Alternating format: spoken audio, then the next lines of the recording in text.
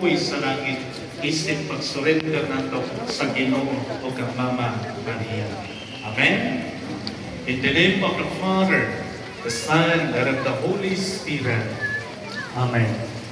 Please all kneel, mangluhod kita para sa ato ang pangwakas, katapusan ng pag-angko. O mayuming Inang Maria ng Lindogon, O mayuming Inang Maria ng Lindogon, mahal ng Berhen ng Santo Rosario at ng Evangelisasyon, mahal na Berhen ng Santo Rosario at ng Evangelisasyon, hinihiran ka namin sa gabi hinihirang ka namin sa gabi na ito bilang ina ng aming angkan, na ito bilang ina ng aming angkan, bilang aming tagapagtanggol, bilang aming tagapagtanggol, at reyna ng aming mga tahanan. at reyna ng aming mga tahanan. Bantayan mo po kami, mahal na ina, Bantayan mo po kami, mahal na ina, at ipagtanggol sa iba't ibang uri ng kapighatian at ipagtanggol sa iba't ibang uri ng kapighatian na maaaring sumapit sa aming buhay, na maaaring sumapit sa aming buhay, tulad ng sunog, tulad ng sunog, pampasabog, pagkasabog, lindol, lindol, kidlat, bigla, at gayon din sa ipapamaling gawa ng tao, at gayon din sa iba pang maling gawa ng tao, pagnanakaw, pagnanakaw, pagkalulong sa droga, pagkalulong sa droga, at iba pang tusok na kinakain ng Diablo, at iba pang puso na ginamit ng diablo, laban sa amin inyong mga anak.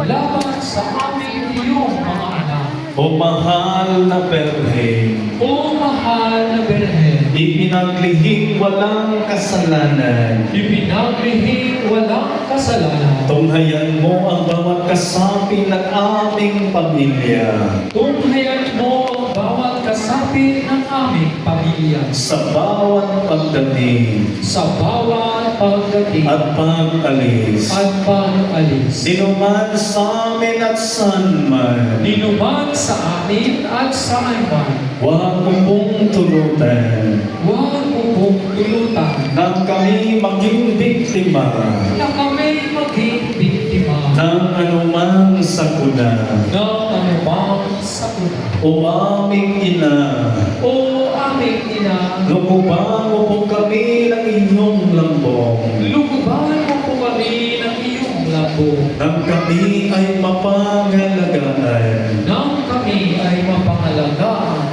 laban sa kasalanan laban sa kasalanan at mga maling gawa. at mga maling gawa. Idalangin mo po kami sa Diyos Igalangin mo po kami sa Diyos upang siya ay aming mapaglingkuran ng tunay upang siya ay aming mapaglingkuran ng tunay at mabuhay kami at mabuhay kami na tumutupad sa kanyang banal na kalooban na tumutupad sa kanyang banal na kalooban at sa kanyang biyaya at sa kanyang biyaya hanggang sa kami ay sumapit sa huling saglit ng aming buhay. ay sumapit sa huling saglit ng aming buhay. Inang Maria ng Lindogon, Inang Maria ng Lindogon, ipanalangin mo kami. ipanalangin mo kami. Amen. Amen. Now, please all stand. Paninindo kita. Karong adlaw at isip halad nato pasalamat ni Mama Mary o adlaw nato paghandom kaniya sa iyang anak sa Jesus. Atong awitan na atong inahan diha sa Marian Divine Presence. Unsa ganin po ni Marian Divine Presence? Katong gipraktisa ninyo kaganina together sa tuang liturgies. Sa ganito, Ave, Ave Maria, Dinahan namong patrona. Ave, Ave Maria, Opling nga kasing-kasing ni Mama Maria. So, gi-expound, gi-elaborate na bagay, gipalawman na pag-ayo kaganina. Why nga naman nga magpasalamat man na ni Mama Mary. Kaya kinay Marian Divine versus ang mga text ni Hana, maong ang litania sa mahal na Birhen Maria. So ninyong tanan nga kanunay nag-ampo sa Santos nga Rosario o gani maunay hangyo sa atong langitong inahan. The families prays together, stays together. So katong nag-orient ninyo kaganina, maotoy gigasahan sa Dalang Espiritu Santo aron kining mamahimong awit pasalamat nato sa Dios Amahan pinaangkin diha ni Mama Maria. O karon atong awitan si Mama Maria sa Marian Divine Presence. Reverence, Ave, Ave Maria, minahal na mong patrona. Ave, Ave Maria, puti nga kasing-kasing ni Maria. Kinantanan, Ave, Ave Maria, minahal na mong patrona. Ave, Ave Maria.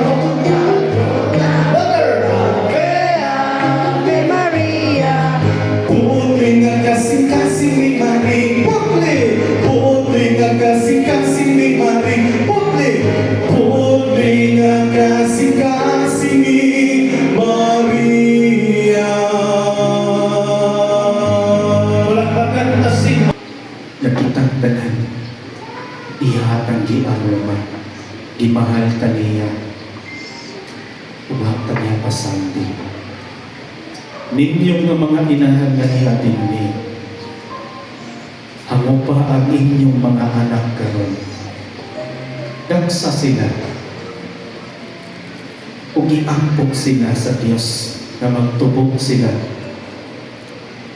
na punok pagtahon pagrespeto kaninyo. Labi na ninyo nga mutay kong board exam,